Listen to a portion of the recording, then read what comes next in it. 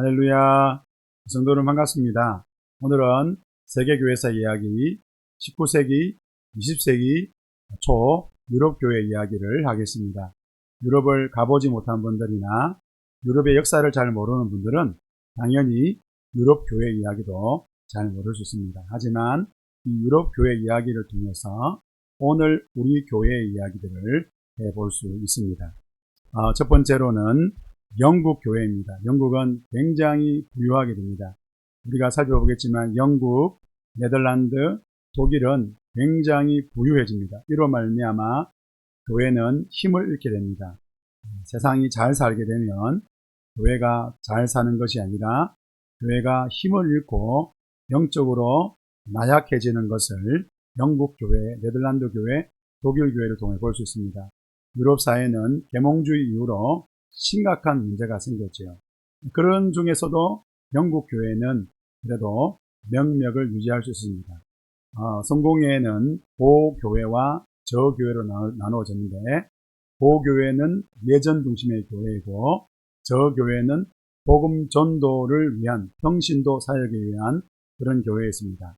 저교회가 나중에 감리교회, 침례교회, 회중교회로 성장하게 되고 산업혁명 이후에 버려진 아이들을 위해서 주일학교가 만들어지는 것을 보게 됩니다.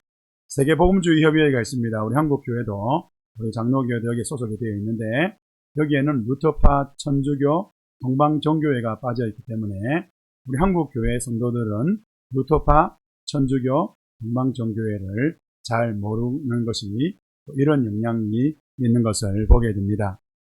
네덜란드는 호국 교회였습니다. 스페인과의 전쟁에서 이김으로 네덜란드 교회는 국가교회가 되었는데, 국가교회가 계몽주의 이후로 타락하니까 이 간펜 신학교를 만들고, 그리고 복음을 바로 전하자, 이에 대변해서 레이든 신학교가 세워졌습니다. 레이든 신학교는 자유주의 신학교였습니다.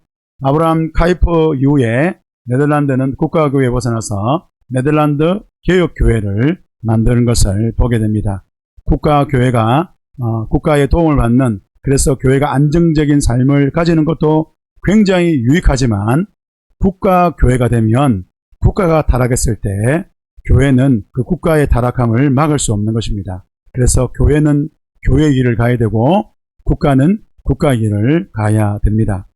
세 번째로 루터교회는 생명을 잃어버렸습니다. 세 가지 이유인데, 하나는 계몽주의 이후로 성서 비판학, 계몽주의는 원전이 뭐냐, 이 책의 원전이 어디 있느냐, 이렇게 찾았습니다. 그래서 모세오경에 원전이 있다, 따로 있다. 그래서 모세가 쓴 책이 아니라 모세가 쓴 책도 쓴 부분도 있겠지만 모세오경이 쓰지 못한 부분도 있을 것이다 라는 성서 비판학이 생겼습니다. 그래서 성경을 인간의 편집으로, 성경이 하나님 말씀이 아닌 인간의 책으로 이렇게 만들어 버렸습니다. 두 번째는 칸트의 순서 이성 비판입니다. 칸트는 신학과 신앙을 인간의 이성 아래 두었습니다. 그래서 인간이 이해하는 것은 받아들이지만 인간이 이해하지 못하는 모든 것은 받아들일 수 없다. 그래서 기독교를 윤리로 만들어 버립니다. 윤리가 아닌 삼위일체, 성육신 이런 것들은 받아들이지 말자는 것입니다. 이에 반대해서 슐라이 에르마하는 인간은 이성이 아닌 감성의 지배를 받는다 해서 감정신학을 만들었습니다. 그래서 체험을 강조했죠. 슐라이 에르마을 이후로 이런 말씀이 아닌 인간의 감성, 인간의 지성 등을 여러 가지 것들을 사용하는 자유주의 신학이 등장하게 됩니다. 그래서 슐라이 에르마를 자유주의 신학이라 그러는 것입니다. 결국 인간의 이성과 감성이 말씀을 넘어서면 기독교는 본질에서 떠난다는 것을 우리는 루터교회를 통하여 보게 되는 것입니다. 마지막, 참 우리가 어렵고 힘든 것이 있는데, 동방정교회입니다. 동방정교회는 크게 두 개가 나눠지는데, 그렇게 나눠졌던 이유는 오스만 투르크에 의해서 이 콘스탄틴 제국이 멸망을 당합니다. 그래서 멸망당한 콘스탄틴 제국에 그도 있었던 사람들이 바로 그리스 정교회고, 그리고 러시아가 이 오스만 투르크 제국을 무찌르게 됩니다. 그래서 무찌르면서 콘스탄틴 제국에서 넘어온 사람들을 붙잡고 함께 세웠던 그 교회가 바로 러시아 정교회입니다.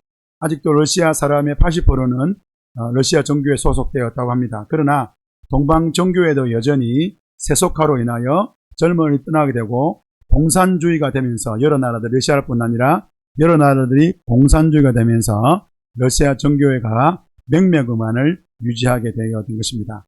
오늘 이 동방 정교회 이야기까지 다뤘습니다. 감사합니다.